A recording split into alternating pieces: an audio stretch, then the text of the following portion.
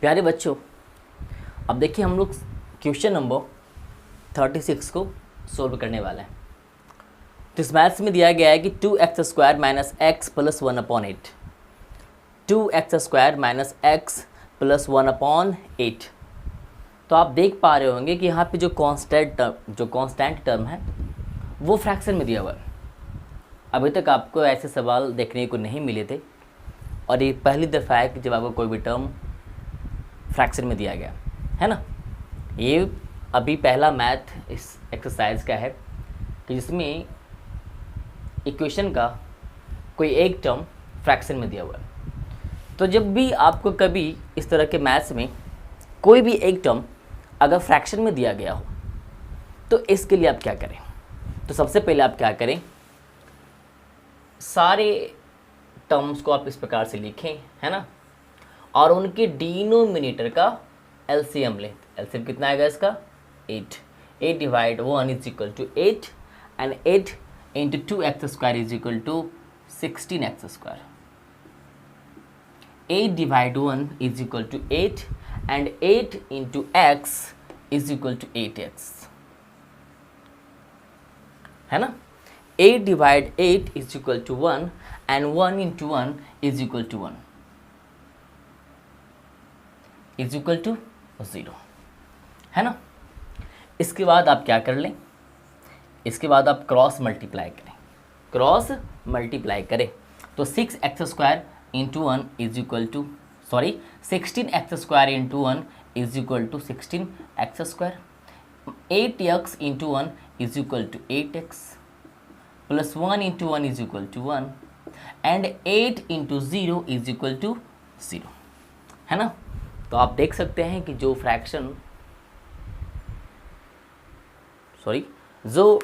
Term fraction में दिया गया था, या अगर कोई भी एक टर्म फ्रैक्शन में दिया गया हो तो उसे किस प्रकार से उसके फ्रैक्शन को हटाया जाए। तो आप इस प्रकार से उसके फ्रैक्शन को वहाँ से स्किप करें, वहाँ से हटाएं, उसका ये तरीका है। तो अब देखिए ज़रा यहाँ पे आप कि इस प्रकार के मैथ्स को जो कि पहले फ्रैक्शन में था उसको हम किस प्रकार से विदाउट फ्रैक्शन में, है ना, लेकर आते हैं।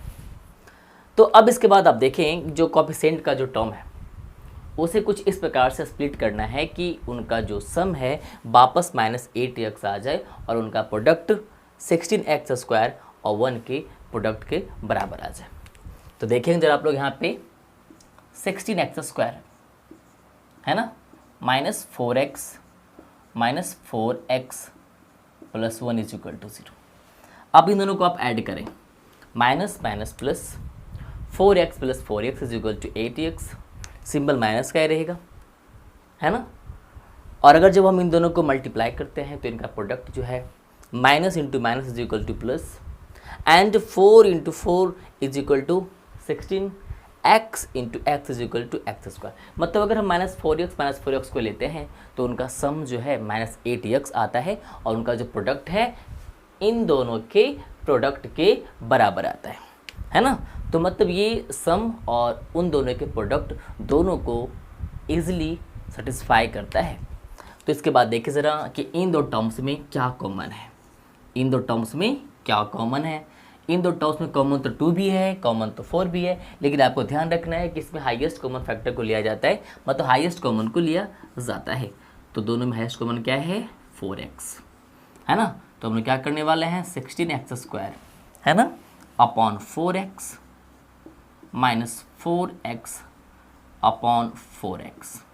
इन दोनों में क्या कॉमन है, हमने पहले भी कहा था कि अगर दोनों में से किसी एक जगह पे भी, है ना, या फिर अगर किसी एक जगह की बात ना करें, अगर इस टर्म के अगर पहले अगर माइनस है तो आप ये प्रयास करें कि आप कॉमन में क्या लें, माइनस ही लें, है ना।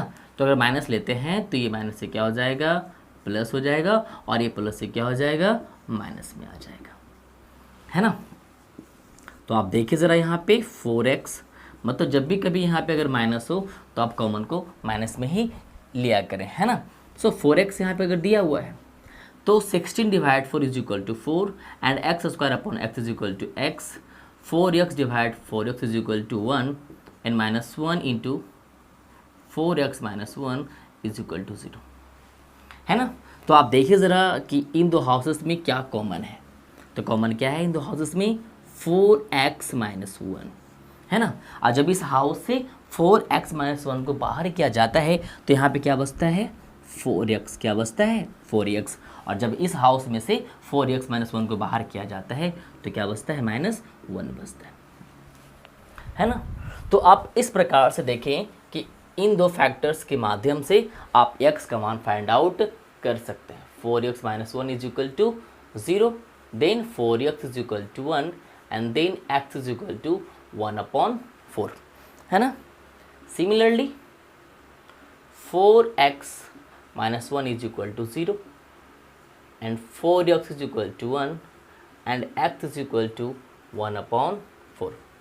तो आप कुछ इस प्रकार से है ना इस तरह के मैथ्स को सोल्व कर सकते हैं, है ना। तो आपने सीखा है, आपने समझा है, और लगातार हमारे चैनल के माध्यम से जुड़े रहें, बने रहें, और हमारे चैनल को सब्सक्राइब कर लें कि जब भी कोई नया मैथ्स हमारे इस यूट्यूब चैनल पे आए तो उसका नोटिफिकेशन आप तक सबसे पहले पहुंच जाए। तो मिलते हैं अगले मैथ्स में। प्यारे बच्चों, अब हम लोग क्वेश्चन नंबर 37 को स्टडी करेंगे। तो देखिए इसमें क्या कहा रहा है। इसमें कहा जा रहा है कि 10x minus 1/x is equal to 3 है ना।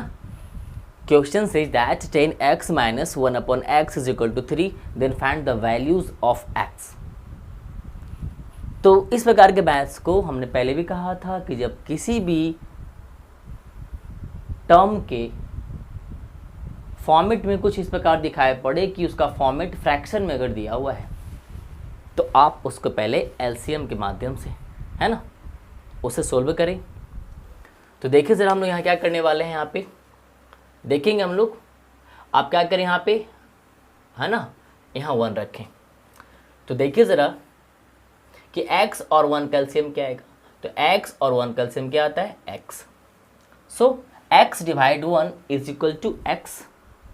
So x into 10x is equal to 10x square, 10x square है ना। x divide x is equal to 1 and 1 into 1 is equal to 1 is equal to 3 है ना। इसके बाद आप क्या करें इसको, इसके बाद आप इसे क्रॉस मल्टीप्लाई कर लें। तो 10x square into 1 is equal to 10x square minus 1 into 1 is equal to 1 is equal to x into 3 is equal to 3x है ना। और जब आप इसे 3x को इस तरफ लेकर आएंगे, जब आप 3x को इक्वल के लेफ्ट हैंड साइड में लेकर आएंगे तो वो प्लस से क्या हो जाएगा, वो माइनस में चला जाएगा। यहाँ पे क्या है, -1 इज इक्वल टू 0। तो अब हमें -3x को कुछ इस प्रकार से स्प्लिट करना है। मतलब x कोएफिशिएंट वाले टर्म -3x को हमें 2 टर्म्स में कुछ इस प्रकार से स्प्लिट करना है कि उनका सम जो है पुनः -3x आ जाए, और अगर उन 2 टर्म्स को मल्टीप्लाई करें तो 10x स्क्वायर इंटू -1 के बराबर आ जाए। मतलब 10x स्क्वायर और -1 के प्रोडक्ट के बराबर आ जाए, है ना। तो देखिए ज़रा हम लोग यहाँ क्या करने वाले हैं। हम लोग लिखेंगे यहाँ पे कि 10x square -5x plus 2x minus 1 is equal to 0। अब देखिए ज़रा plus minus minus, so 5x minus 2x is equal to 3x, और बड़ा का सिंबल क्या है, माइनस। तो यहाँ पे क्या हो जाएगा, माइनस हो जाएगा। और जब हम इन दोनों को मल्टीप्लाई करेंगे तो plus into minus is equal to minus, and 5 two ज़ा 10 and x into x is equal to x square. तो आपने देखा कि जब हम 2 टर्म्स मतलब -5x और +2x को लेते हैं तो इन दोनों का सम क्या आता है, -3x आता है। और जब हम इन दोनों को प्रोडक्ट करते हैं तो इनका जो प्रोडक्ट है, या इन दोनों को जब हम मल्टीप्लाई करते हैं तो इनका जो प्रोडक्ट है इन दोनों के प्रोडक्ट के बराबर आता है ना।